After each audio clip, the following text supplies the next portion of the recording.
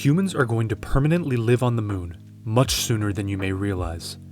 NASA has even suggested we may need to live in caves, just like our ancestors, to make it happen.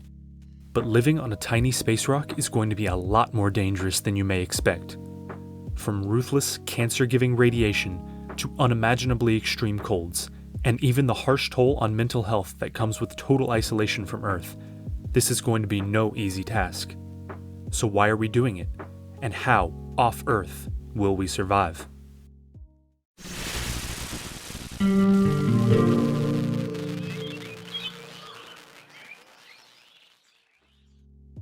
On November 16, 2022, NASA launched Artemis 1, the first mission in a program designed to take humans to the moon for the first time since 1972, and soon build a lunar base with a permanent settlement for humanity.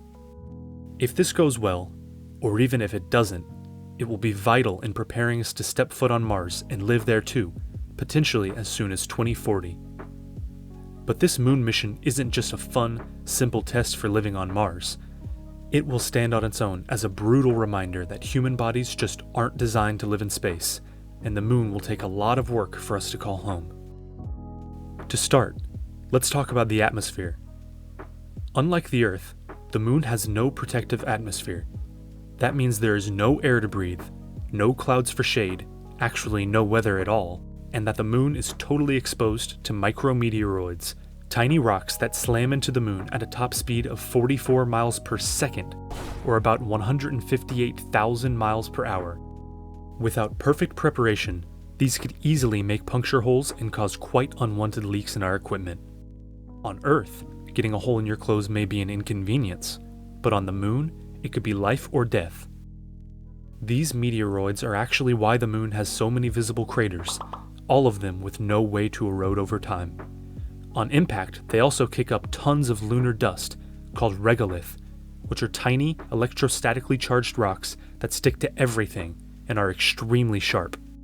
They can easily cling their way into our shelters, and when inhaled, they can cause serious lung and brain damage and bring debilitating flu-like symptoms.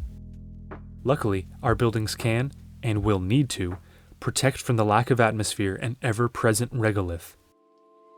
You may also be familiar with the Earth's magnetic field, which is basically a force field protecting us from solar rays. Well, the moon doesn't have that either, which means we also won't be protected from our next obstacle, the steady barrage of radiation.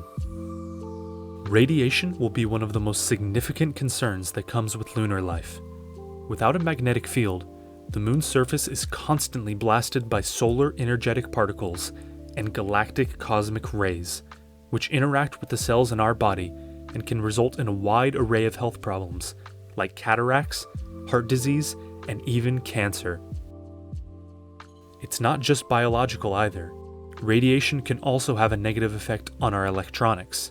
These are issues astronauts in space have already been dealing with for years, and the risk would only be higher by living in space permanently. It's also not easily predictable. At any moment, a solar flare could sweep over the surface, instantly skyrocketing the radiation. It would be necessary for all of our shelters to have great radiation shielding, which a lunar cave could provide. More on that later. Another difficulty we're going to have to deal with is the microgravity conditions on the moon. Gravity is often overlooked here on Earth because our bodies are designed for it, but in space, it can change the circulation of the blood, leading to blood clots, and when combined with the radiation, this would make giving birth virtually impossible. It would also mean our bones would experience a loss in density, kind of like having osteoporosis, which could lead to bone fractures that could take years to recover from. One interesting solution for this problem would be to build a centrifuge, a device that spins at high speeds and can simulate gravity by pulling objects to the center. On Earth, we use these on a small scale in labs to separate mixtures into their separate components. But on the moon, we could theoretically build a centrifugal skyscraper and give ourselves a huge shelter with the same beloved gravity we are so used to. Let us know in the comments if you'd like us to cover that topic in the future. One other absolute necessity that we can't forget is water and food. The moon doesn't have any liquid water on its surface, and with no weather, no chance of rainfall. Having water will of course be vital to growing crops, which we will need to sustain us. and the lunar soil, aka regolith, which we covered earlier, is not able to maintain life. But luckily, we have the remarkable ingenuity to form solutions. For one, water can be extracted from ice deposits on the cold poles of the moon, which are always covered in shadow. Incredibly, we may even be able to get water from the dry soil itself. This is because lunar soil contains a small amount of hydrogen, which can be extracted and combined with oxygen through a process known as regolith hydration and provide us with some much needed H2O. As for planting crops in soil, it's also possible we won't need it at all, as through hydroponics, we can grow plants with just water. But what about the temperature? Well, the best you can say about it is that it's predictable, but with no atmosphere, it can be pretty extreme. If you're on the equator, daytime temperatures can reach a scorching 250 degrees Fahrenheit, and nighttime temperatures plummet to an unbelievably frigid -200 degrees Fahrenheit. This is yet another complication when it comes to our equipment functioning correctly, so we will also need to add an advanced thermal control system to the list of necessities. Something else important to note is that days on the moon are nothing like here on Earth. A single day on the moon is almost 30 Earth days long, which means that nearly any given spot on the moon has 2 weeks of continuous sunlight, followed by 2 weeks of continuous darkness. This will inevitably be a huge contributor for our final challenge, mental health. With such long days and nights, our circadian rhythm will be all out of whack. The potential lack of sleep will of course cause mental strain, as will the total isolation from Earth. The moon is a far out, desolate place, and astronauts will be living in small, confined communities, the first ever communities of people living off of our globe. This separation will inevitably lead to feelings of loneliness, depression, and anxiety, feelings we're clearly already working through here on Earth. Not to mention the high-octane stress from the constant threat of danger at every turn. It may not seem as necessary at first, but mental health will need to be a top priority. Our living spaces will need to be designed to be totally cozy, with ample privacy and comfort, and residents will need sufficient access to counselors and therapists to make sure their brains are in tip-top shape. Wow, that's a lot of stuff that could go wrong, but amazingly, there's a simple solution that can address almost all of them at once. Lunar Caves.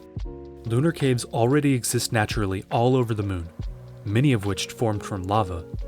Yes, really, volcanoes and lava used to exist on the moon, and these caves serve as the perfect natural protection from harsh radiation, all that scary lunar dust, and the extreme temperatures. Actually, very recently in July 2022, scientists at NASA located one lunar cave that sits at a cozy 63 degrees Fahrenheit all year long, which could be perfect to build a settlement. Being underground would also mean we would be closer to precious resources which we can mine and use to aid future missions in space. Hopefully with time, our image of cavemen will turn from archaic and simple to clever and progressive. So, these caves are certainly promising, but this is still also crazy, right? You may be asking yourself, what's the upside? Why would we even want to do this in the first place? To put it plainly, it's step number 1 on humans becoming an interplanetary species, a goal which would provide us with limitless potential for scientific discovery and exploration. The further we push out, the closer we get to understanding our past and mastering our future. There's something wholesome and inspiring about exploring new lands that no life has ever set foot on. But it's not all about the exploration. Another huge incentive of becoming interplanetary is reaching otherwise unreachable resources. Governments and now private entities are rapidly revealing their vested interest in this idea, as we haven't exactly handled it well on Earth. But collecting resources in space doesn't have to have a negative connotation.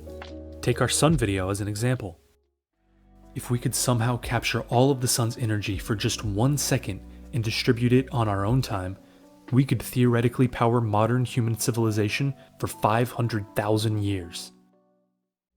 It's an exciting prospect, and probably why we are finally at the edge of a new space race, one that will put the last one to shame.